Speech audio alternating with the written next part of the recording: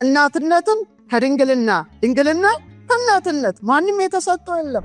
እግረ መስቀል ስር ቆማ እላዩ ላይ ተደፍታ ስታለቅስ የኖረች ልቧ ግን ያልተሰበረ በነፍስሽ ሰይፍ ያልፋል ብሎ ስምዖን የተናገረላት ከሷ በቀር መረግዳችን ማን ትሆናለች? መረግዳችን ድንግል ማርያም ናት። የፈረንሳይ ንግስት ነበረችና ሜሪ አንቶኔ የሷ እንቁ ጨረታ ላይ ቀረበ። ምን ላይ? ጄኔቫ ስዊዘርላንድ ጨረታ ላይ ወጥቶ የሚገርማችሁ $32 ሚሊዮን ላይ ተጨረተ። ልቧ ሲደማ አላያችሁ? ቀራንዮ ላይ ያን ሁሉ የሐዘን ነበልባል አሸንፋ ድንግል ማርያም አሁን በሰማይ ያለች ክብርድዋ አቢ።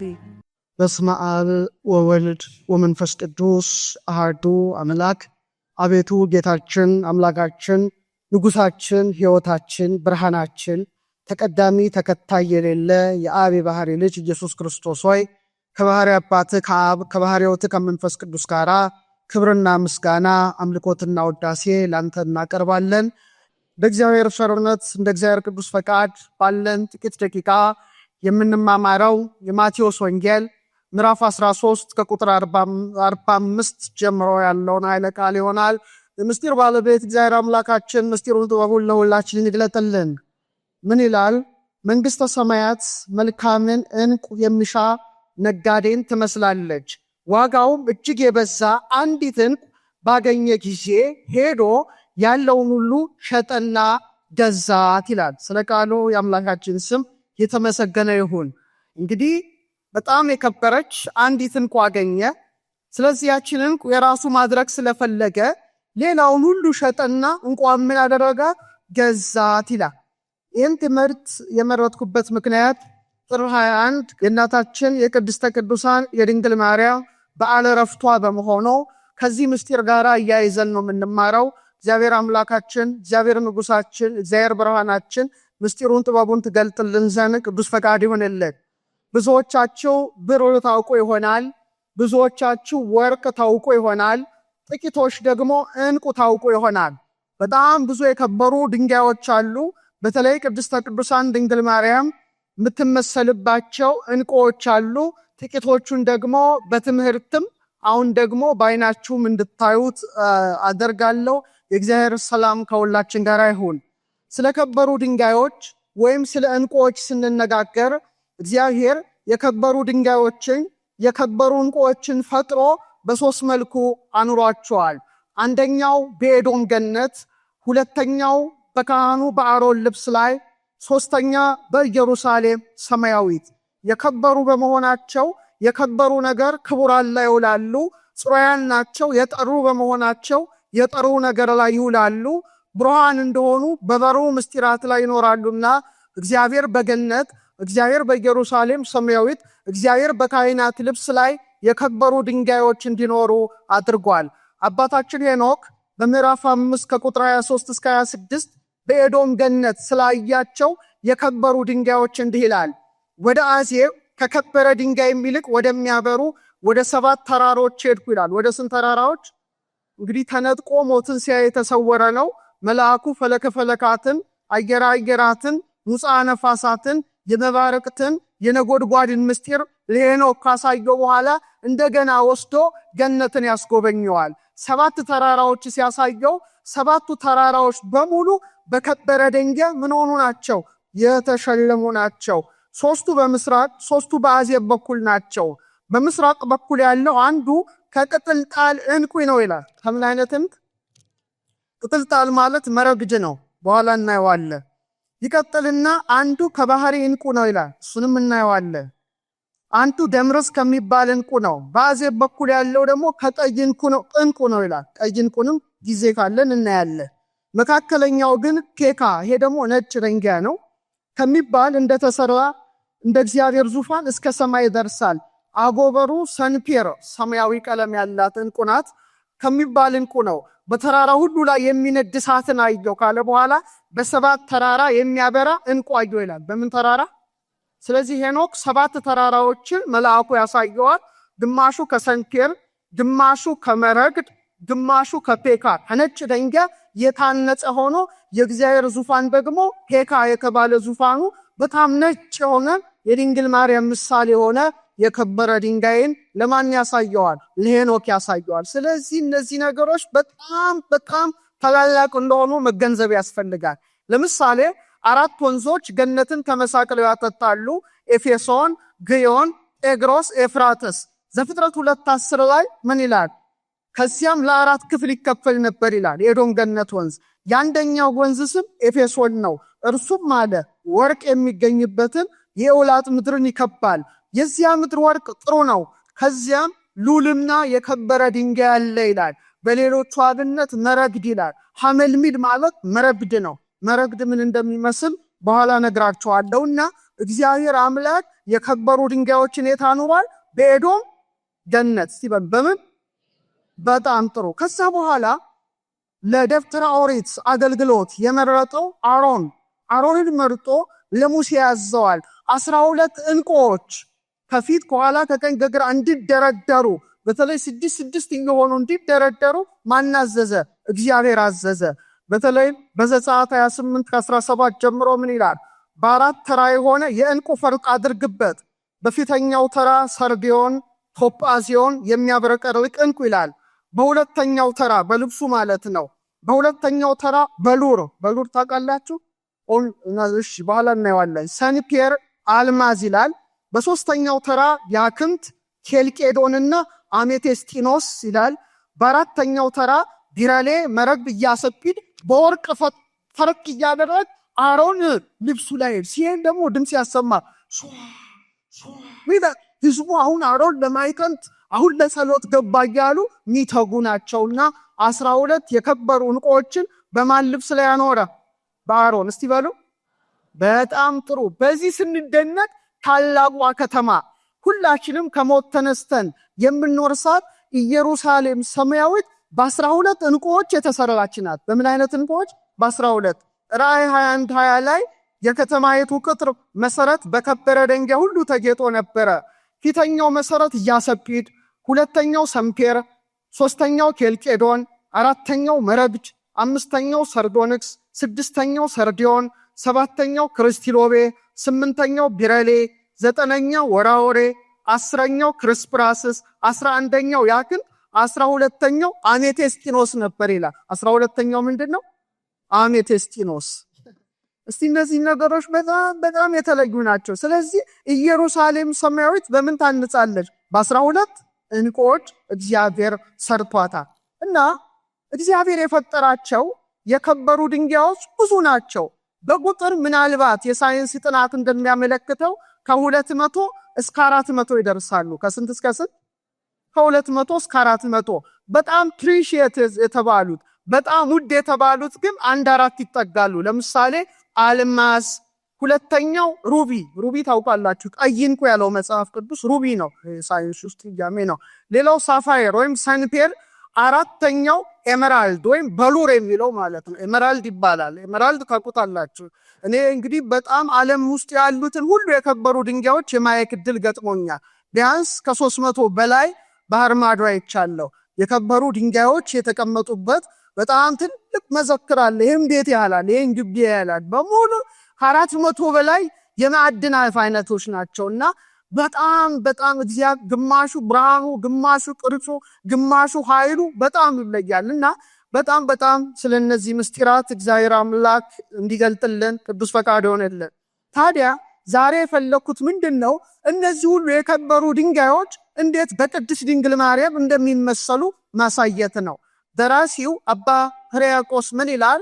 ኦ ድንግል ምልዕተ ውዳሴ ምስጋናን የተመላሽ ድንግል ሆይ በመኑ በአምሳለ መኑ እናስተማስለኪ፣ በምንና በምን እየመሰልን እናመሰግንሻለን ሲል መተርጉማን ምን አሉ? ከፍ ብለን በሰማይ ባሉ በፀሐይ በጨረቃ በከዋክብት ነው ወይስ ምድር ላይ ባሉ ዝቅ ብለን በወርቅን መስልሽ በዕንቁን መስልሽ እያሉ ሊቃውንት አስተምረውናልና እኔ ደግሞ ከምሳሌዎቿ ለየት የሚሉትን ዕንቁዎችን እንዴት አድርጋ ድንግል ማርያም እንደወሰደቻቸው እንማራለን። እግዚአብሔር አምላክ ምስጢሩን ጥበቡን ለሁላችንም ይግለጥልን። ድንግል ማርያም በዕንቁ ተመስላለች። በዝርዝር እናየዋለን። ስጦታ ደግሞ ዕንቁም ትሰጣለች ድንግል ማርያም ለወዳጆቿ። ለምሳሌ ለአባ ሳሙኤል ዘዋልድባ ምን ሰጥተዋለች?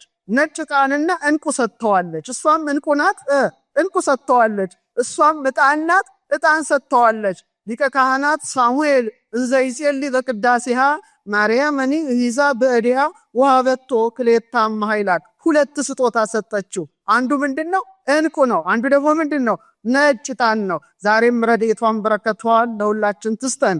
ምንም ትሰጣለች። ለደቅስዮስ ወንበር ሰጥተዋለች። ለኒቆላዎስ አጽፍ ሰጥተዋለች። ለአባ ጊዮርጊስ ዘጋስጫ ደግሞ መጽሐፏን ሲጽፍ መጽሐፉን ብሪት የሚያደርግ የከበረ ደንጊያ አሳየችው ይላል እመቤታችን። ክብሩን አሳየችው ይላል ዜና ገልቡ ላይ። በተለይ ምን ትለዋለች? ዚማት በሚባል ሀገር ሄደ የከበረ ደንጊያ ታገኛለ፣ በዛ ደግሞ ቀለሙ ሁሉ የበረራ እንዲሆን አድርግ ብላ ድንግል ማርያም ለማን ነገረችው? ለአባ ጊዮርጊስ ዘጋስጫ። በረከቱ ይደረብን እና አባ ጊዮርጊስ ዘጋስጫ በድርሰቱ ላይ 14 የከበሩ ድንጋዮች ጠቅሷል። ስንት? 14 ጠቅሷል። 14ቱ ለድንግል ማርያም መስሎ አስተምሯል። ምን ይላል? ልቡናዬ አለ በከበሩ ድንጋዮች የመስል ዘንድ አነሳሳው ይላል። በቃ ከዛ እየጠቀሰ መጀመሪያ የጠቀሰው መረግድ ነው። መረግድ ምን እንደሚመስል በኋላ እናያለን። ሄፖዴቴን፣ ኦዴር፣ ጣዚዮን፣ ሰንፔር፣ ሶም፣ ክርስቲሎቤ፣ አሜቴስቲኖስ፣ ኢያሰጲድ፣ ሰርዲኖ፣ ያክንት፣ እልመቅሊጦስ፣ ናብሊስና እብነ አድማስን በመጥቀስ በእነዚህ ሁሉ ድንግል ማርያምን መስሎ የእመቤታችን ጣዕመ ውዳሴ የበዛለት ይሄ ሊቅ አስተምሯልና በእውነት ዛሬ ያለ ምስጢር እንመረምራለን። እግዚአብሔር አምላክ ምስጢሩን ጥበቡን ለሁላችንም ይግለጥልን። እኔ ከአባ ጊዮርጊስ አስቀድሜ ያሬድን ማንሳት እፈልጋለሁ። ቅዱስ ያሬድ የመጀመሪያው ታላቁ ሊቃችን ድንግል ማርያምን በነጭ ዕንቁ ነው የመሰለው። በምን አይነትን? በነጭ ዕንቁ። ነጭ ዕንቁ ታውቃላችሁ እንደምትመስል? ዕንቁ ሲባል በመሬት ውስጥ የሚገኝ አይደለም፣ በባህር ውስጥ የሚገኝ ነው። በደንብ አስተውሉ፣ በደንብ እንዳትሳሳቱ። ፐርል ይባላል። ማርያም እሰ ተሐቱም ትካት ውስተ ከርሱ ለአዳም ከመ ባህሪ ጻዕዳ። ማርያም ግን ከጥንት ጀምሮ በአዳም ባህሪ ውስጥ፣ ባህሪ ማለት ከባህር ጋር ይገናኛል። ባህሪ ውስጥ አለ እንደ ነጭ ዕንቁ ታበራለች ይላል። ምን አይነትም? እንደ ነጭ ዕንቁ እንዳትረሱ። እንደውም ይቀጥልና እምድኅረ ፈጠሮ ለአዳም ርየ በውስጤቱ ይላል። አዳምን ከፈጠረ በኋላ በውስጡ አለ ርየ በውስጤቱ ብእሲተ ከመ ባህሪ ጽዱተ ወብሬተ። በአዳም ባህሪ ውስጥ አለ እንደ ነጭ ዕንቁ የምታበራ ሴትን አሳየ ይላል። እሷ ማን ትሆን? ድንግል ማርያም ናት። አሁን ስለ ዕንቁ አፈጣጠር ለመጀመሪያ ጊዜ እንድትሰሙ ያስፈልጋል። ዕንቁ ከየት ነው የሚገኘው?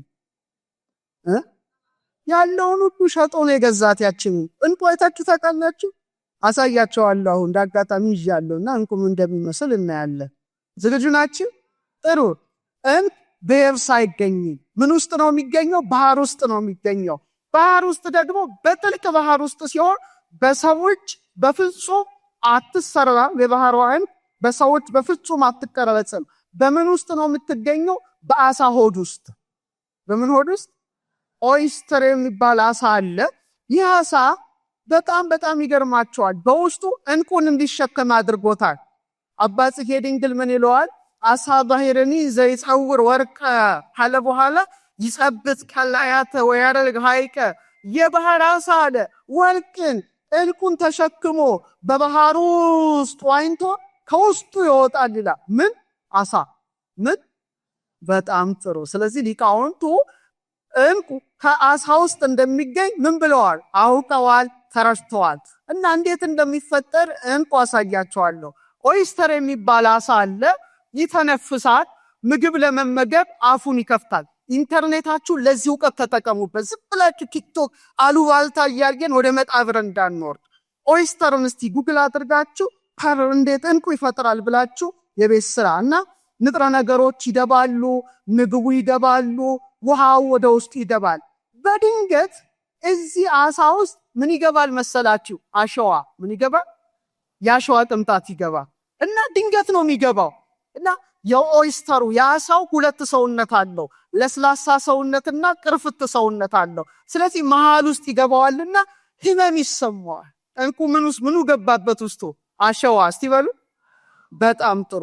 እግዚአብሔር ይህንን አሳ ሲፈጥረው በውስጡ በጣም ለስላሳ ኔከር ተብሎ የሚጠራ እጅግ ድርብርብ የሆነ ውስጡ አስቀምጦለታል። ይሄን የማስራ ነው የእግዚአብሔር ስራ ነውና በሳይንሱ ካልሲየም ካርቦኔት የሚባል ክሪስታል ኦርጋኒክ ፕሮቲን ያለው ነውና በጣም የሚገርማችሁ ብርሃንን የሚያንጸባርቅ ድርብርብ ሽፋን አለው። ታዲያ ምን ያደርጋል መሰላችሁ? ያንን ውስጡ ከቶ በድርብርብ አንጸባራቂ ሽፋኑ ይጠቀልለዋል። ምኑ? አሸዋው። ምኑን? አሸዋው። ቢያንስ ከ2 ዓመት እስከ 5 ዓመት ሊፈጅበት ይችላል። በጣም የሚገርማችሁ በመጨረሻ ምን ሆኖ ይፈጠራል? እንቁ ይሆናል። ያ ማለት ነው ምን ሆኖ ይፈጠራል? አሳ ባህረኒ ዘይጸውር ወርቀ በሰው እጅ የማይቀረጽ። አሁን እነዚህ የማዕድኖች በሰዎች መቅረጽ ትችላላችሁ። አሳ ውስጥ የምትገኘው ባህሪያዊት እንቁ ግን በማን እጅ አትቀረጽም? በሰው እጅ አትቀረጽም፣ አትቆረጥም። በሙሉ ፍጹም ሆነ ትወጣለች። እሷ የማን ምሳሌ ትመስላችኋለች? የድንግል ማርያም ምሳሌ ናት። ያቺ በሰው እጅ እንደማትነካ፣ በሰው እጅ እንደማትቆረጥ፣ ዘራ ብእሲ የወንድ ዘር ያላገኛት፣ እደ ብእሲ የወንድ እጅ ያልዳሰሳት፣ በግብረ መንፈስ ቅዱስ አምላክን ጽንሳ የወለደች እንቁ ማን ናት? በአንድ ላይ ማን ናት? እመቤታችን ናትና ላሳያችሁ ምን እንደምትመስል እንቁ። እንግዲህ እንድታውቋት ያስፈልጋል። መቼም ማወቅ ጥሩ ነው።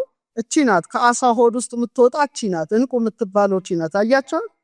የዚያቸው ታያቸዋለች። እቺ ማለት ከምን ውስጥ ነው የምትወጣው?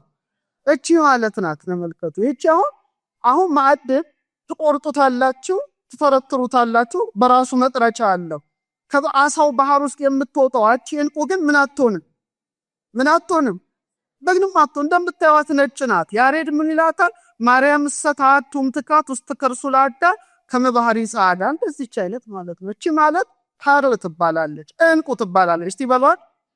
አሁን ለዚህ ነው ሊቃውንቱ በተለይ የበገና ሲደረድሩ የእግዚአብሔር ልጅ በመጣ ጊዜ ለካሳር እንበለ ዘር ወይም ያለ ዘር እንደ ንብና እንደ አሳ ይላሉ። እንደምንና እንደ ንብና እንደ አሳ ማለት እኮ ይሄ እኮ ነው። በድብረ መንፈስ ቅዱስ አምላክን በድንግልና ጸንሳ በድንግልና ምን ሆነች? ወለደች። ቅዱስ ኤፍሬም ምን ይላል? ሃይማኖተ አበው ላይ እንቁ በሰደፍ ወይም በማህደር ውስጥ ካለ ስጋ ይወጣል ይላል። ከምኑ ስጋ? ከአሳው ስጋ ነው የሚወጣው። እንደዚሁ ይላል አካላዊ ቃል ኢየሱስ ክርስቶስም ያለ ዘር በሰው ስጋ እንደተወለደ የማያምን ማን ነው ይላል። ምን የማያምን ማን ነው ይላል። ስለዚህ እቺ የማን ምሳሌ ናት? ለዚህ ነው ስዕሏ ላይ እቺ አሁን ጸባቴ ታስታውሰው እንደሆነ ሐመረኖ ኪዳነ ምሕረት አስተዳዳሪ ነበሩ አይደለ? እንደዚህች አይነት እንቁ ስዕሏ ላይ ተሰክቶ ተስሏል። እዚህ ጋር ስጦታ ሰጥተውኛል። ይሄ ማለት በጥንት ጊዜ ስዕላት ሲሳሉ በድንግል ማርያም ስዕላት ዙሪያ የከበሩ ድንጋዮች ማጌጥ እዚህ ጋር እዚህ ላይ ትደት በሙሉ ምሳሌዎቿ የሚሆኑ እንቁዎች ናቸው። በጣም የሚገርመው አሁን እንቁ የሚጀምረው ምን ሲሆን ነው ብያቸዋለሁ። በድንገት ውስጡ ምን ሲገባ? አሳ ውስጥ። አረ ነገር አሸዋ ነው። በድንገት ነው የእንቁ ታሪክ ጀመረ ማለት ነው። ድንገተኛ ነው። ማንም አሳው ሳይጠብቀው ያ እንቁ ይገባል። በተመሳሳይ መልኩ እውነተኛውን እንቁ ባህሪ ኢየሱስ ክርስቶስን የወለደች ቅድስት ድንግልም በድንገት ነው። ወንዘ ትፈትል ወርቀ ወሜላተ አስተራያ ገብርኤል ግብተ። በድንገት ቅዱስ ገብርኤል ከእግዚአብሔር ዘንድ ተልኮ መጥቶ ጸጋን የተመላሽ ደስተኛይቱ ምን ይበልሽ ደስ ይበልሽ ብሎ ድንገተኛ ብስራት አበሰራት። ይሄ ተሰምቶ የማይታወቅ ነው። በጣም ከባድ ከአእምሮ በላይ ነው። እሷ ራሱ ከንግግሩ በጣም ምን አለች ይላል? ደነገጠች ይላል። እንኳን እሷ ቅዱስ ገብርኤልም አያውቅም። መልአክኒ እያይመረ ዕለተ ምጽአቱ ለቃል አምላክ ሰው አምላክ የሆነበትን ምስጢር ማን ያውቅም? ገብርኤል አያውቅም። ድንግልም ከአእምሮ በላይ የሆነውን ነገር ምን አለችው?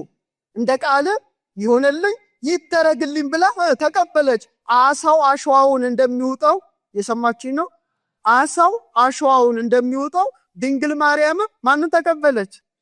የእግዚአብሔርን ቃል በእምነት ተቀበለች። አስተካክሏል። በእምነት ተቀበለች። ግን የሚገርመው አሳው አሸዋ ውስጡ ባደረ ጊዜ ምቾት ብቻ አይምሰላችሁ። ምንም አለ፣ ህመምም አለ። ምን አለ? ህመም አለ። ድንግል ማርያም ጌታን በመጽነሷ መከራ አግኝቷታል።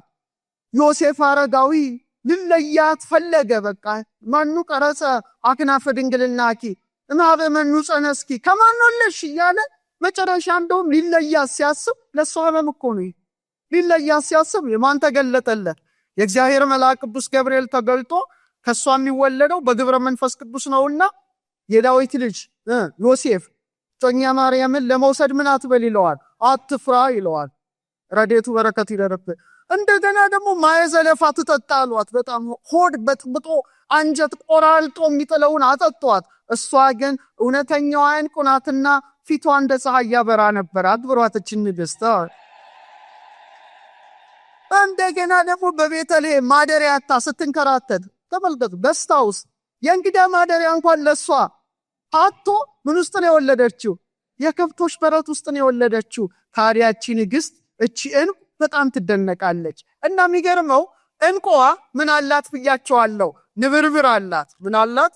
ንብርብር ነው። ኒከር የሚለውን ስታዩት እንዲህ የተነባበረ በጣም ደግሞ ብዙ ሽፋን ነው። ጥቂት አይምሰላችሁ። በሺዎች የሚቆጠሩ እያንዳንዱ አሳ ውስጥ ያሉ ሽፋኖቹ እንዴት እንደሚያምሩ በጣም ንብርብር የበዛባቸው ዕንቁዎች እጅግ ሲያምሩ፣ ጥቂት ንብርብር ያላቸው ደግሞ በጣም ጥቂት የሆነ ብርሃን ነው የሚሰጡት። ታዲያ የተደራረበ ብርሃን የተጎናጸፈችው ማን ትመስላቸዋለች? ድንግል ማርያም ናት። ድንግል ማርያም በአሳ ሆድ ውስጥ ያለው የተነባበረ ማዕድብ ገንዘቧ ነው። እንደሷ የተነባበረ ጸጋ የተሰጠው ማን አለ? ማንም። እናትነትን ከድንግልና፣ ድንግልና ከእናትነት ማንም የተሰጠው የለም። አገልጋይነትን ከእናትነት፣ እናትነትን የማን አገልጋይ ናት? እኛ የማን አገልጋዮች ነን? እሷ ግን አገልጋዩ ብቻ ሳትሆን ምን ሆነች? እናቱ ሆነች። ድንግልና ከወተት ጋራ፣ ወተት ከድንግልና ጋራ ለማንም የማይሰጥ አገልጋይ ናት። የማ ደግሞ እግዚአብሔር ምን አድርጓታል? ንግሥት አድርጓታል እኮ። ንግሥት ሆና ሳለች ደግሞ ከነዳያን ጋር ከኛ ጋር አብራናት በረድኤት አመስግኗት። እችም ድርብርብን።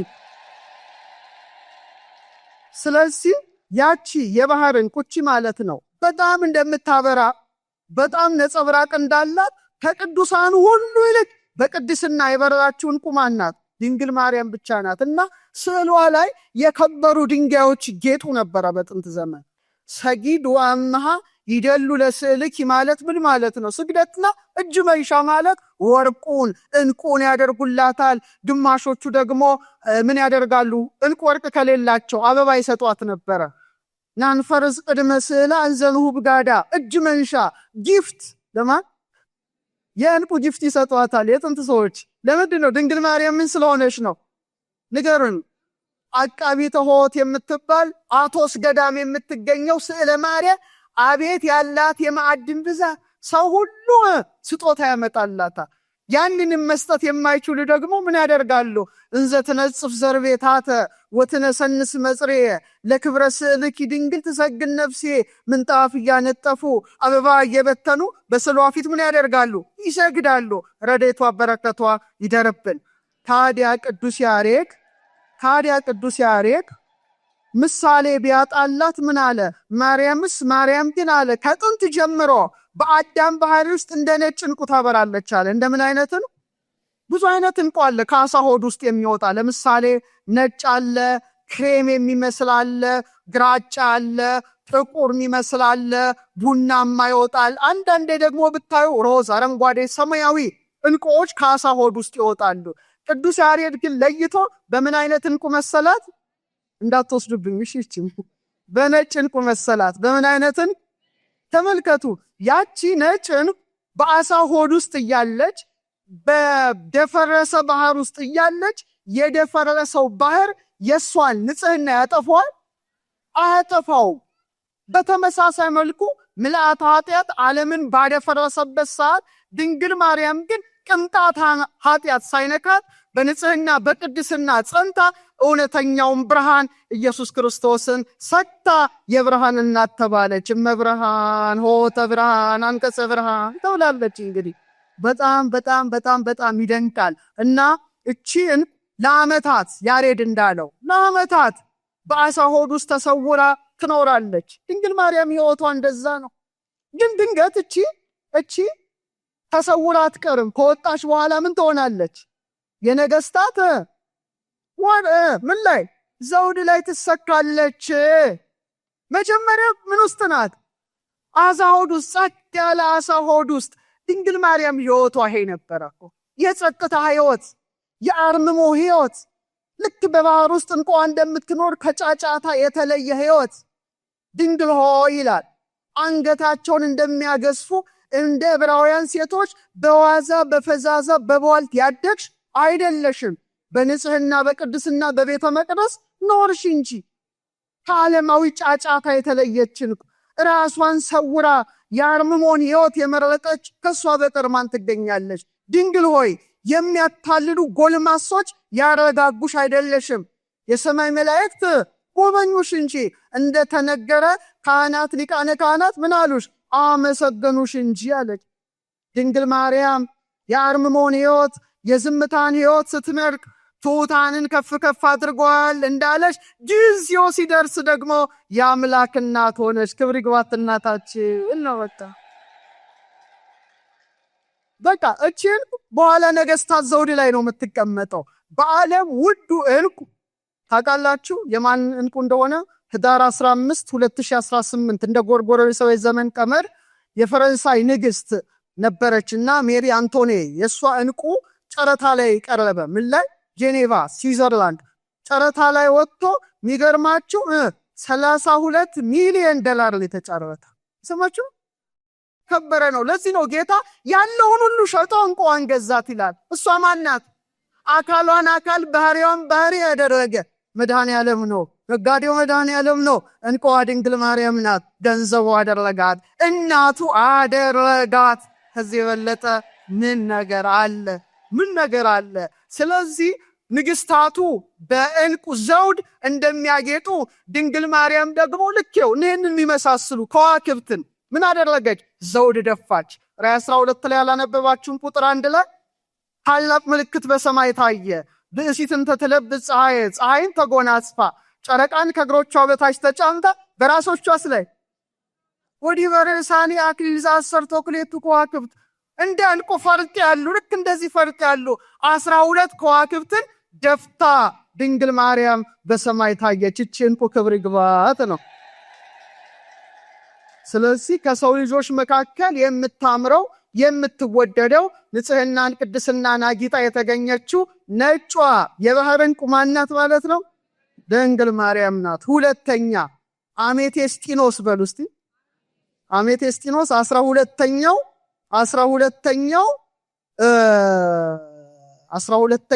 የኢየሩሳሌም ሰማያዊት የታነጸበት ምንድነው? የከበረ ድንጋይ ነው።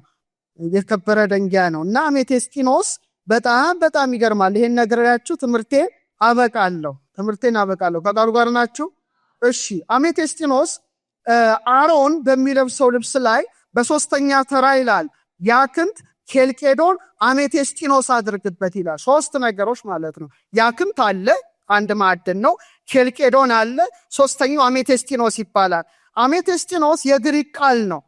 በግሪክ አሜቴስት ማለት ምን ማለት ነው? አልሰከረም ማለት ነው። ምን ማለት ነው? እነዚህ ማዕድን የመድኃኒትነት ግብር አላቸው። ስለዚህ አይምሮ የተቃወሰበትን ማከም ይችላሉ፣ ሰውን ከአይምሮ ህመም ይጠብቃሉ ተብሎ ስለሚታመን በተለይ ደግሞ አሜቴስጢኖስ የዚህ የመፈወስ አቅምና ኃይል ስላለው ጽርዓውያን ምን አሉት? አሜቴስት አሉት እና በእኛ ደግሞ አሜቴስጢኖስ ይባላል። ታዲያ አባ ጊዮርጊስ በአሜቴስጢኖስ ደንጊያ እመስልሻለሁ ይላታል። ማንን? ያ ከግራ መጋባት የተለየ እንደሆነ አሜቴስጢኖስ ንጹሕ ልብን ይወክላል፣ ርቱ የሆነ እሳቤን ይወክላል፣ የውስጥ መረጋጋትን ይወክላል፣ ከሙስና ነፃ መሆንን ይወክላል። እነዚህ ሁሉ ግብራት በማን ላይ ይንጸባረቃሉ? በእመቤታችን ላይ ይንጸባረቃሉ። አሜቴስጢኖስ እንዴት እንደሚፈጠር ትንሽ ልንገራችሁና ከድንግል ማርያም ሕይወት ጋር ያለውን ትስስር ባጭሩ ላስቀምጥ። ምናልባት ጂኦሎጂስቶች አላችሁ፣ ታውቃላችሁ እናንተ በስፋት አሜቴስጢኖስ እንግዲህ ጂኦዲስ በሚባል ክፍት ድንጋዮች ውስጥ የሚወጣ ማዕድን ነው። በጣም ማወቅ ያለብን ትልቅ ነገር ነው እና ባዶ ቦታ ከሌለ አሜቴስጢኖስ ምን አይልም? አይወጣም። እየሰማችሁ ነው? ባዶ ቦታ ከሌለ አሜቴስቲኖስ ምን አይልም? አይወጣም። ስለዚህ ምን ይፈልጋል ማለት ነው? ባዶ ስፍራ ይፈልጋል። ምን ለመውጣት? ምን ለማግኘት? አሜቴስቲኖስ። እስቲ ወደሷችሁ እኛ ምን ወርቅን ኮፐር ነው የምናውቀው፣ ነው የምናውቀው። የእመቤታችንም ሕይወት ያ ነው። አሜቴስቲኖሳዊ ሕይወት ነው። ምክንያቱም ልቧ ለማን የተከፈተ ይመስላችኋል? አረ ለክርስቶስ ቃል ለእግዚአብሔር የተከፈተ ነው። ንጽህናዋ፣ ታዛዥነቷ፣ ታማኝነቷ፣ ሃይማኖቷ፣ ርኅራኄዋ፣ ፍቅሯ፣ ትዕግስቷ ሁሉ ለእግዚአብሔር እንደተከፈተ ምን ሆኗል? መስኮትና በር ሆኗል። አሜቴስቲኖስ በተከፈተ ቦታ ላይ እንደሚወጣ ድንግል ማርያምም እውነተኛ እንቋ ድንግል ማርያምም ለእግዚአብሔር ምን ሆነች? የተከፈተ ሕይወት ነበራት። ለዚህ ነው አባ ጊዮርጊስ ዘጋስጫ ምን ይላታል? አሜቴስቲኖስ የሚባል የማዕድን አይነት አንቺ ነሽ። ኢያሰጲድ፣ ሰርዲኖ ከሚባሉ ማዕድናት የተሰሩ ደንጊያ አንቺ ነሽ። አርጋኖን ላይ ነው። ይሄውም አርአያ ምሳሌ ክፋት ነቀፋ ለማያገኘው የቅድስናሽ ጌጥ ነው። አመስግናታችን አሜቴስቲኖሳችን። ከዛ ክፍት ቦታ ከፈለገ በኋላ በጣም የሚቀርማችሁ ሞቅ ያለ በማዕድን የበለጸገ ውሃ ወደዛ ውስጥ ይፈሳል። እግዚአብሔር ስራው ድንቅ ነው። ይህን ሁሉ የሚያከናውነው እሱ ነው። ከዛ በኋላ አሜቴስቲኖስ መውጣት ይጀምራል። ምን አይነት ውሃ ይፈሳል አልኳችሁ? ለብ ያለ ሞቅ ያለ በማዕድን የበለጸገ ውሃ እዛ ድንጋይ ውስጥ ይገባል። ከዛ በኋላ አሜቴስቲኖስ መምጣት ይጀምራል። የድንግል ማርያምም ሕይወት እኮ ተመሳሳይ ነው። ከእናቷ ማኅፀን ጀምሮ ማን ጠበቃት? ሙቀተ ጸጋን የሚሰጥ እግዚአብሔር መንፈስ ቅዱስ ጠበቃት። ውእቱ ጰራቅሊጦስ ዘአቀባለ ድንግል እምከርሰማ ከመ ይትጌጊ ለዓለም። ለዘለዓለም እንዳትበድል ማን ጠብቋታል? ሙቀተ ጸጋ ያልተለያት ናት። በጽንስ ጊዜስ መንፈስ ቅዱስ ይመጽእ ላዕሌኪ፣ መንፈስ ቅዱስ በአንቺ ላይ ይመጣል ተብላ ቅዱስ ገብርኤል የነገራት እሷ ማን ናት? አሜቴስቲኖሷ ድንግል ማርያም ነበረች። ከዛ በኋላ ነው በቃ ይህ አሜቴስቲኖስ ሰማያዊ አይደለም ሐምራዊ የሆነችው እንቋ መሰራት ትጀምራለች። ሲሰራ ግን በስውር ነው። በምንድን ነው?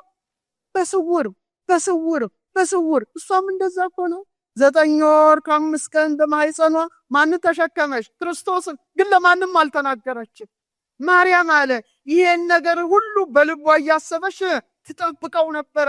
ኤልሳቤጥ ጋር እንኳን ስትሄድ የጌታዬ እናቱ ካለቻት በኋላ የባሪያውን ትሕትና ተመልክቷል። አያችሁ የትሕትና አሜቴስቲኖስ ሆና የተገለጠች እሷ ድንግል ማርያም ናት። ቀለሟ ሐምራዊ ነው፣ ወይን ጠጅ ቀለም ነው።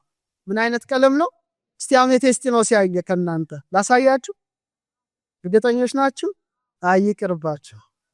ኧረ እባካችሁ አሜቴስቲኖስ እስቲ ልፈልግ፣ ከያዝኩ ልፈልግ። ለእናንተ ስል ነው ያመጣሁት። ከሰዎች ጋር መልሳለሁ ስጪ፣ ምክንያቱም እንዳትወስዱብኝ። በጣም ታምራለች፣ በጣም ደስ ትላለች። እስቲ እየፈለግኳት ነው። ታያቸዋለች። እቺ ምንድን ናት? አሜቴስቲኖስ ናት። ቀለሟ ምንድን ናት? ሐምራዊ ናት። በጣም የሚገርመው ድንግል ማርያም በቤተ መቅደስ ሳለች በተለይ ዘጸአት 26:1 ከተፈተለ ከጥሩ በፍታ ከሰማያዊ ከሐምራዊ ከቀይም ግምጃ የተሰሩ 10 መጋረጃዎች ያሉበትን ማደሪያ ስራ ይለዋል እግዚአብሔር ለሙሴ። እሷ ሐምራዊ የሆነ የእግዚአብሔርን ቤት መጋረጃ ምን ትል ነበረ? ትፈትል ነበረ በዕንቁ ባህሪ ይዝርት። ለዚህ ነው ሐምራዊ የሆነ ቀለም ከስሯ ስር ይቀመጣል። የሰማችን ነው። ወንዘ ትፈትል ወርቀ ወሜላተ፣ ሐርና ወርቅን አስማምታ ሐምራዊ መጋረጃን ለቤተ መቅደስ የፈተለች ሐምራዊዋ አሜቴስቲኖሳችን ድንግል ማርያም ናት። ክብር ይግባት እናታችን። እና እቺ ማለት ክሪስታሏ በጨመረች ቁጥር ውበቷ ድምቀቷ እየጨመረ እየጎላ እያንጸባረቀ እንደሚሄድ እውነተኛው ብርሃን ኢየሱስ ክርስቶስ በማኅፀኗ ባደረ ጊዜ ድንግል ማርያምን እንደዛው አበራች። መብርሃን ናታ፣ ብርሃን ሆነች። ወአንጸብረቀት ከመ ፀሐይ። በጣም እና እቺ የምትገኘው በጣም የሚገርማችሁ በምድር ጫፍ ስር ውስጥ ናት። ምድር ውስጥ ግን የምድርን ነገር ሁሉ ተቋቁማ ትወጣለች። የምድርን ነገር ሁሉ ምን ብላ? የሚገርም እኮ ነው። ምድር ውስጥ ሆና ጭነቱን ፕሬሸሩን ተቋቁማ እንደምታበራ ጠንክራ እንደዚህ አብረታች የከበረች ዕንቁ እንደምትታይ በተመሳሳይ መልኩ ድንግል ማርያም አቤት አቤት በነፍስሽ ሰይፍ ያልፋል አላት። ያንን የተቋቋመች የግብፅን በረሃ የተቋቋመች 5ቱን ሐዘናት የተቋቋመች እግረ መስቀል ስር ቆማ አልቅሳ ሐዘንም የተቋቋመች ከድንግል ማርያም በቀር ማን ትኖራለች? ክብር ለአሜቴስቲኖሳችን ለድንግል ማርያም እና ይሄ የክብር ዕንቁ የንጉሳዊ ዕንቁ ይባላልና እሷም ትሁት አገልጋይ ሆና መጨረሻ ምን ሆነች? የሰማይ ንግስት። እስቲ በሉ ድገሙት። የሰማይ ንግስት ሆና አሜቴስጢኖስ ተባለች። እቺ ሆነች ማለት ነው። እንደዚህ አብረታ ተገኘች። እንዳትወስዱብኝ ብቻ። እሺ አሁን ሰባቴ ማየት ይችላሉ። ለርሶ ለእያት እንደዚህ እያያት ግን ይመለሳል። እሺ መጨረሻ መረግድን ልንገራችሁ። በጣም አልማዝ፣ ሰንፔር፣ በሉር አራስንቱ ምሳሌዋ ነው። በጣም ብዙ ነው። እቺ መረግድን ብቻ ነግሬያችሁ አበቃለሁ። መረግድ ምናልባት ማጥናት ከፈለጋችሁ ወይ ጂኦሎጂ ውስጥ መግባት የፈለጋችሁ ካላችሁ ኦኒክስ ይባላል። ኦኒክስ ይባላል። 12 ጊዜ በመጽሐፍ ቅዱስ ላይ ተጠቅሷል። ስንት ጊዜ? አባ ጊዮርጊስ ምን ይላታል መሰላችሁ? መረግድ በሚባል ዕንቁ አነሳስዬ እጠራሻለሁ ይላታል። እጠራሻለሁ ካለ በኋላ ህብራቸው በተራራ ላይ ካለ እንደ በረድ በሚነጣ ሄጶዴቴን በጶዴር መስዬ እጠራሻለሁ፣ ይሁም ለንጽህናሽ አምሳል ነው ይላታል ወዳጇ አባ ጊዮርጊስ። እና መረግድ የተጠራው ዘፍጥረት 2:12 ላይ ነው። አማርኛው መጽሐፍ ቅዱስ በደንብ አልተረጎመው። ምንድነው የሚለው? ከዚያ ሉልና የከበረ ድንጋይ ይገኛል ነው የሚለው። ግዕዙ ግን አስተካክሎ ሐመልሚል ይላል። ዝንጉርጉር ማለት ነው። ምን ማለት ነው? ዝንጉርጉር። እና በጣም ሁለገብ ነው። የመጀመሪያው ጥቁር ነው። ነጭ አለ፣ አንዳንዴ ቡናማ አለ፣ ቀይ፣ አረንጓዴ፣ ግራጫ ባሉ ቀለማቱ ስለሚመላለስ ሐመልሚል ይባላል። ህብረ ሐመልሚል ቀይ ወጻዲድ አርያኮ ሰኮዘ ዘብሩር አባስጄ ድንግል የሚለው ማለት ነው። እና መረግድ እንዴት እንደሚፈጠርና ድንግል ማርያምን አባ ጊዮርጊስ እንዴት እንደመሰላት ነግሬ አበቃለሁ። እና ኦኒክስ ብዙ ጊዜ ውሃ በሚፈስበት ጥልቅ ጉድጓድ ውስጥ የሚወጣ ማዕድን ነው። ምን በሚፈስበት? ውሃ በሚፈስበት በሚንቀሳቀስበት ጉድጓድ ውስጥ ጥልቅ ውስጥ የሚወጣ ነው እና ውስጥ ነው ማለት ነው። የእመቤታችንም ሕይወት ተመሳሳይ ነው። በስውር የኖረች ናት። ቅድም ነግሬያቸዋለሁ አይደለ? በከተማ ጫጫታ ውስጥ ኖረች። አረ ነገሩን በሞቀ በደመቀ በእናት በአባቷ ቤት ኖረች? የለም፣ አልኖረችም። ለዚህ ነው ያዝነኒ ማርያም ዘረከበኪ ድክትምና አመቤተ መቅደስ ቦይኪ እንዘ ትጠብይ ሀሊባሃና ወያስተፌሳኒ ካይበ ትእምርተ ልህቀትኪ በቅድስና ምስለ አብያጽሁ ከመአብ እንዘ ይሴስየኪ መና ፋኑኤል ጽጌን ዘይከይድ ደመና። ድንግል ማርያም አለ ካና ከኢያቄም ቤት ወጥተሽ ከቤተሰብሽ ተለይተሽ ብቸኝነትሽ ያሳዝነኛል አለ። ያሳዝነኛል፣ በቃ ብቸኛ ናት፣ ጫጫታ ውስጥ የለችም። ግን አለ እየሰማችሁ ነው። ፋኑኤል ደግሞ እሳትን የሚጫመው ፋኑኤል ከባልንጀሮቹ መላእክት ጋር ደግሞ መናን እየመገበ በቤተ መቅደስ የማደግሽ ድንቅ ታምር ምን ይለኛል? አረ ነገሩን ደስ ያሰኘኛል አለች። እና ማርያም የአርምሞ ሕይወት ነበራት። የኔና የናንተ ንግስት፣ የኔና የናንተ ወርቅ፣ የኔና የናንተ ዕንቁ ድንግል ማርያም የአርምሞ ሕይወት። መረግድ ብቻውን በባህሩ ውስጥ በጥልቁ ውስጥ እንደሚኖር እሷን በትህትና ትኖር ነበረ። ከዛ ምን ይፈጠራል መሰላችሁ? ከዛ ደግሞ የሲሊካ የበለጸጉ ውሃዎች ምኑ ላይ መፍሰስ ይጀምራሉ? እዛ ላይ መፍሰስ ይጀምራል። መረግድ በአንድ አይፈጠርም። ያ ውሃ መጀመሪያ ይፈስበታል። የሰማችን ኦርቶዶክስ ውሃው ማን ነው? መንፈስ ቅዱስ። ዘፍጥረት 1:2 ላይ ወመንፈሰ እግዚአብሔር ይጼልል መልዕልተ ማይ፣ የእግዚአብሔር መንፈስ በምን ላይ ሰፎ ነበረ? በውሃ ላይ። የከፈለ ያዋሃደ ማን ነው? እግዚአብሔር መንፈስ ቅዱስ ነው። በቃ በኋላ መረግድ መጣ። በንብርብር ላይ ንብርብር እየሰራ በጣም ጠንካራ ሲሆን መጀመሪያ አሮን ትከሻ ላይ ነው እንዲቀመጥ የተደረገው። በጣም ከባድ ነው። ጥቁር ነው። አንዳንዱ ደግሞ ነጭ ይሆናል፣ ሐመል ሚል ይሆናል። እየሰማችሁኝ ነው? መረግድ ማለት ጥቁሩ ምን እንደሚመስል ይሆን እንዴ? ነገር አልጣልኩታ። መረግድ ጥቁር ነው መጀመሪያ፣ ግራጫ ደግሞ ነጭ ብርሃን የሚሆንበት አለ።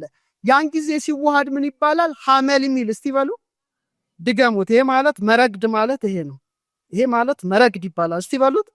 በጣም ጠንካራ ነው፣ በጣም ጠንካራ ነው፣ መረግድ ይባላል። እና ንብርብሩ ሂደት ነው፣ ፕሮሰስ ነው። በንብርብር ላይ ንብርብር፣ በንብርብር ላይ ንብርብር፣ በኋላ በጣም ጠንካራ ይሆናል። በጣም ጠንካራ ነው። ጠንካራ ስለሆነ ስም ይቀረጽበታል። ምን ይቀረጽበታል? ስምን ለመሸከም ምን ሆነዋል? ብቁ ሆነዋል። ለዚህ ነው በዘጸአት 28:9 ላይ እግዚአብሔር እንዲህ አለ፣ 2 የመረግ ድንጋይ ወስደ የእስራኤልን ልጆች ስማቸውን ቅረጽበት አለ። ስንት ወስደ?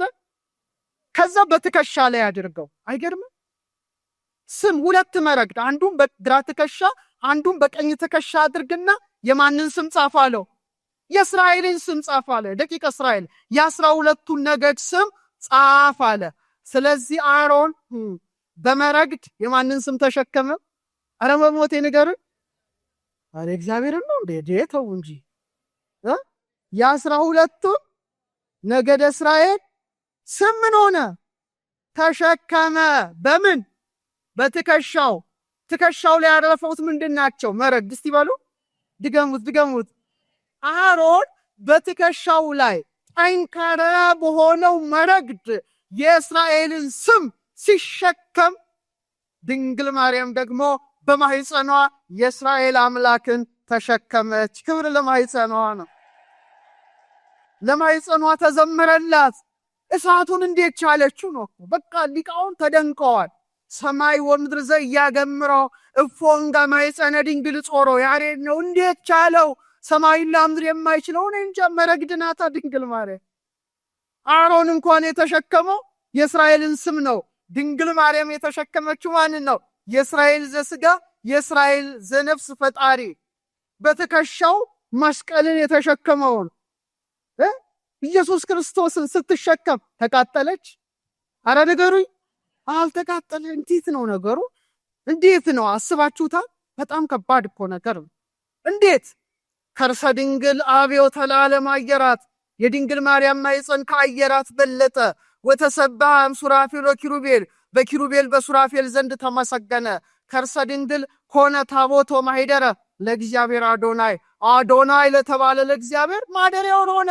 መረግዶና የተገኘች ጽናትን ያየንባት አሮን በትከሻው የተሸከማት የወርቅ መረግድ ድንግል ማርያም ብቻ ናት። ክብር ይግባት፣ ክብር ይግባት፣ ክብር ይግባት። ስለዚህ መረግድ ጠንካራ ጽኑ እንደሆነ መከራን የተቋቋመች ከሷ በቀር ማን ትገኛለች? እግረ መስቀል ስር ቆማ እላዩ ላይ ተደፍታ ስታለቅስ የኖረች ልቧ ግን ያልተሰበረ በነፍስሽ ሰይፍ ያልፋል ብሎ ስምዖን የተናገረላት ከሷ በቀር መረግዳችን ማን ትሆናለች? መረግዳችን ድንግል ማርያም ናት። ድንግል ማርያም። በመጨረሻም እንደው የከበረ ዳይመንድ ነግሬያችሁ ላውቃ 5 ደቂቃ በቃ ትምህርቴን ጨርሳለሁ። 5 ደቂቃ መረሲ ዳይመንድ አድማስ በሉ እስቲ ድገሙት እስቲ። አልማዝ ነው አድማስ? አልማዝ የአማርኛ ነው እና 7 ጊዜ ተጠቅሶ አልማዝ የለኝም። ሶሪ አለስኝ የለኝም ማሳየት አልችልም የለኝም።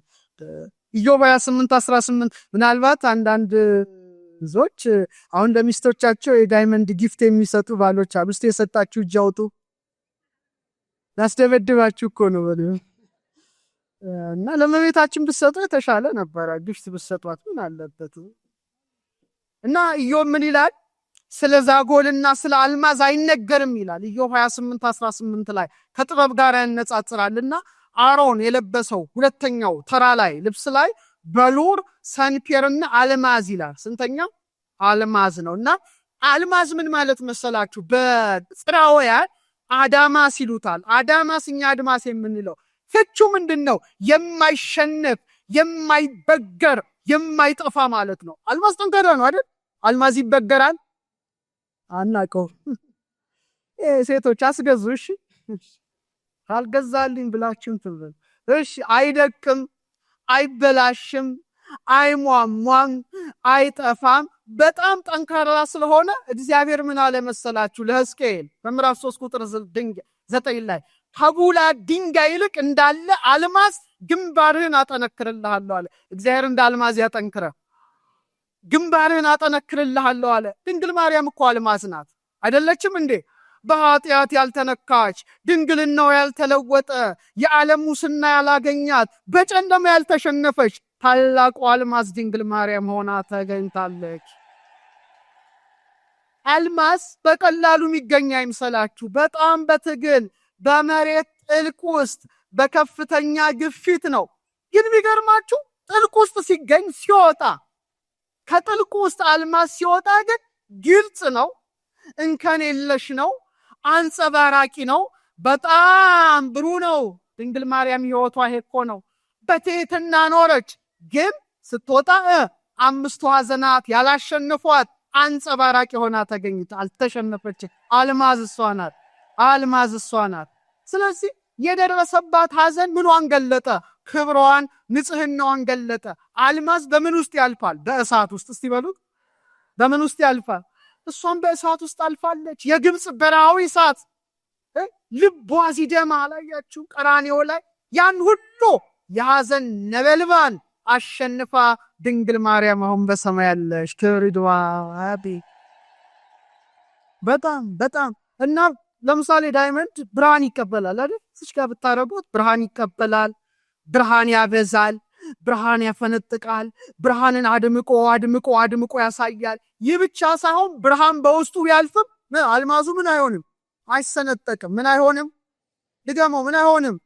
ድንግል ማርያም ታላቁን ብርሃን ከብርሃን የተገኘ ብርሃን ኢየሱስ ክርስቶስን በማህፀኗ ስትሸከም አልተቃጠለችም። ብርሃኑን በድንግልና ጽንሳ በድንግልና የወለደች እንደታተመ ማኅተመ ድንግልናዋ ጸንታ የኖረች እሷ ማናት? በኋላ አልማዝ በነገስታት ራስ በንግስታት ዘውድ ላይ ጸንቶ እንዲቆም ድንግል ማርያምም የሰማይና የምድር ንግስታት ሆና ከብራ ትገኛለች ነው።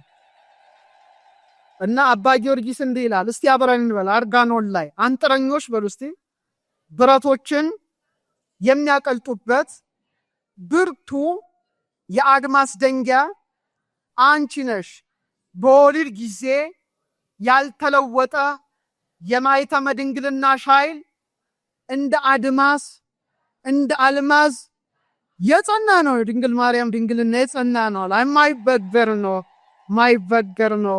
በመጨረሻም ሰንፔር ላመጣላችሁ ነበረ። ዛሬ ያልያዝኩትን ሌላ ቀን አመጣላችኋለሁ። ሰንፔርን ፍቅሯ ስለሆነ እሷን ብቻ ልናገር ይፈቀድልኝ። ሰንፔር እስቲ በሉ። ሰንፔር በጣም ደስ ስትል ሰማያዊ ናት። ሰንፔር ሳፋየር ታውቃላችሁ? ሳፋየር ጂኦሎጂስቶች እዚህ ውስጥ አላችሁ። በጣም ሰንፔር እግዚአብሔር ለምን መርጦታል መሰላችሁ? ለዙፋኑ። ለምን? ለዙፋኑ ቴካ ነጭ ደንጊያ እንደመረጠ በዙፋኑ ወለል ሰንፔር አለ። ለምሳሌ ሲና ላይ ሙሴ 70 ሽማግሌዎችን አስከትሎ ሲወጣ ዘጸአት 24:10 ላይ የእስራኤልንም አምላክ አዩ ይላል። ሲያዩት ከእግሩ በታች እንደ ሰማይ መልክ የሚያበራ እንደ ብሩህ ሰንፔር ደንጊያ የሚመስል ወለል ነበረ ይላል። ምን የሚመስል? ሰንፔር። እንደገና ሕዝቅኤል 1:26 ላይ የሰንፔር ድንጋይ የሚመስል የዙፋን አምሳያ ነበር ይላልና በ30 ዓመቱ ላይ ሕዝቅኤል ተመስጦ መጥቶበት ኮቦር ላይ ሲመለከተው ኪሩቤል የእግዚአብሔርን ዙፋን ተሸክመዋል እና ዙፋኑ የሰንፔር ነበር ይላል። የምን ሰንፔር? ሰማያዊ። ማ ተቀምጦበታል ላዩ ላይ? ተናገሩ። እግዚአብሔር ምን አይነቷል? ምኑ ላይ? ሰንፔር። ያቺ ሕዝቅኤል ኮቦር ላይ ያያት ሰንፔራዊት ድንጋይ ማን ትሆን? በኪሩቤል ሰረገላ ላይ የተቀመጠውን ጌታ፣ በሰንፔር ዙፋን ላይ የተቀመጠውን ጌታ 9 ወር ከ5 ቀን በማኅፀኗ በመሸከም በክንዷ በመታቀፍ በጀርባዋ በማዘል ሰንፔራዊትን ቆና የተገለጠች ከሷ በቀር ማንም የለችም። ኪሩባዊ ሰረገላ፣ ሰንፔራዊት ሰረገላ። ለዚህ ነው አንቲ ተአቢ ኪሩቤል፣ አንቺ ከኪሩቤል ትበልጫለሽ። ወትፈደፍዲም ሱራፌል፣ ከሱራፌልም ትልቅ ያለሽ። እስመ ሱራፌል ወኪሩቤል በሰረገላ እሳት ይጸውርዎ፣ እሳታማ ሰረገላ ሰንፔራዊ ሰረገላ በሆነው ዙፋን ኪሩቤልና ሱራፌል ይሸከሙታል።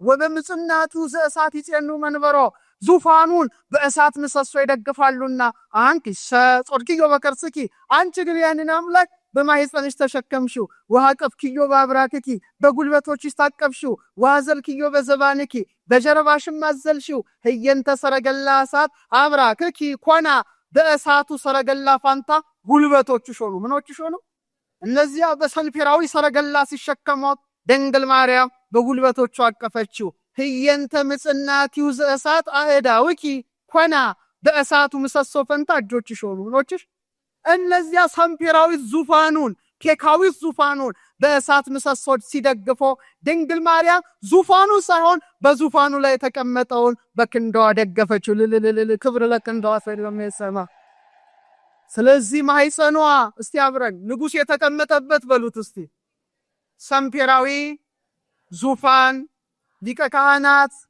የተቀመጠበት ሰንፔራዊ የሊቀ ካህናት ዙፋን ሁሉን የያዘ ዙፋን ህሊናዋ የመታዘዝ ዙፋን ልቧ የትህትና ዙፋን ሰንፔራዊ ዙፋን ድንግል ማርያም ብቻ ናት እና ቀለሟ ሰማያዊ ናት አሁን ይሄ መረግድ ጥቁር ነው እንቁ ደግሞ ይሄኛው ነጭ ነው አባታችን የያዙት ደግሞ ፐርፕል ነው እቺ ደግሞ ሰንፔር ሰማያዊት ናት ምን አይነት ናት ሰማያዊ ናትና ልብሷ ቀለም የሚመስለው ማለት ነው ልብሷን አይታችሁት የለ ሰማያዊ ቀለም ሰንፔራዊ ነው እየሰማችሁ ነው ኦርቶዶክስ ግን ሊቃውንቱ የሚጠቅሱት አባቶቻችን በሰዓታት ሲቆሙ ሚሉትን ነገር ልንገራችሁ ፍቅርሽ በሉስቲ ሰንፔር ነው አባ ጊዮርጊስ እኮ ነው ያለው ማዕድና ትስባለች ሰንፔር እንደው ማምጣት ነበረብኝ በጣም አይንን እንዴት እንደምስብ እግዚኦ መሳብ ብቻ ይምሰላችሁ ማዕድናትን ሳብ ታረጋለች የማግኔት ጠባይ አላት እና ምን ይላታል ፍቅርኪ ሰንፔር ለዘይርህቆ ይስቦ መንገል አሚን ያቀርቦ መኑ ከማኪ ምክንያት ድህን ዘተውቦ ሰንፔራዊ ፍቅርሽ በሉ እስቲ ድገሙት ባካር የራቀውን ያቀርባል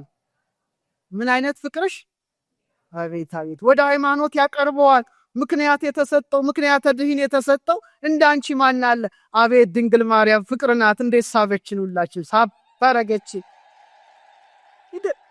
ከውት ሌላው እንደው ስዕሏ እንኳን አይስባችሁ ከሩቅ ስታዩ እኮ አታውቁትም በቃ ወደ ስዕሏ ስትሄዱ ዝም ብላችሁ በቃ ሳብ አይደል እንዴ ለምሳሌ ልጅ እናቱን ሲያይ እንዴት ነው የሚሆነው እየተሳበ አይኗን እያየ አይደል ነው አይደለም በከመት ፍየሳ ጻን ሶበይሬ እሞ እትፍየሳ አንሰስ ለኪ በረይ ወተሳለሞ ይላል ህፃን እናቱን ሲያይ ሮጦ አንገቷን አጥፎ እማ እያለ እንደሚስማት በተመሳሳይ መልኩ ስዕልሽን ሳይ እንደዛ ነኛል እመቤታችን ፍቅርና ስንቱን ሳበችው ካው የኔ ያንተ ምንም ጥቅም የለው ራሱ አምላክን ሳበችው ፍቅር አይደል የሳበው እንዴ አይደለም ወይ ከስጋዋ ስጋን ከነፍሷ ነፍስን ነስቶ ሰው ሆነ ወደዳት መረጣት እውነተኛዋ እንቁ ድንግል ማርያም ሰንፔራችን ናት ክብር ይግባት እናታችን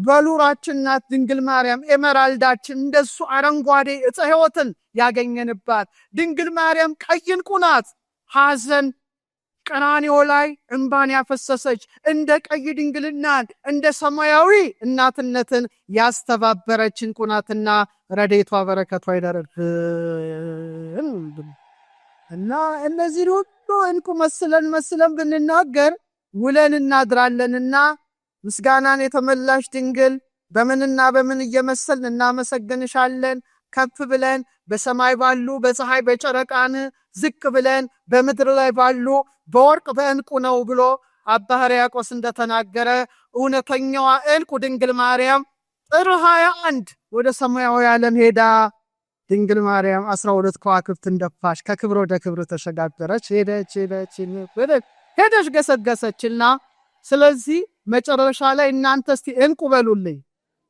እንቁ ሳይሆን እንቁ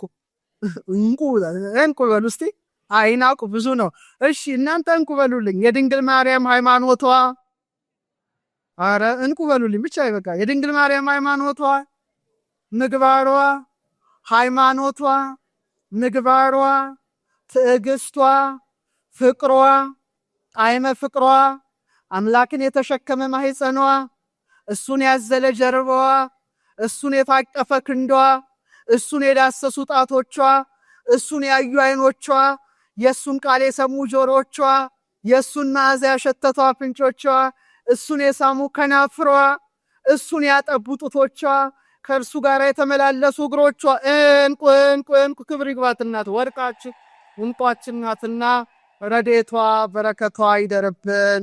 ያስተማረን የመከረን የአባቶቻችን አምላክ ልዑል እግዚአብሔር ክብርና ምስጋና አምልኮትና ውዳሴ ለተቀደሰ ስሙ ይሁን እላለሁ። እኔም እንቁን ወደ ማህደሩ አስገብቼ ወደ ሰው ልጆቹ እመልሳለሁ። እግዚአብሔር ከሁላችን ጋር ይሁን።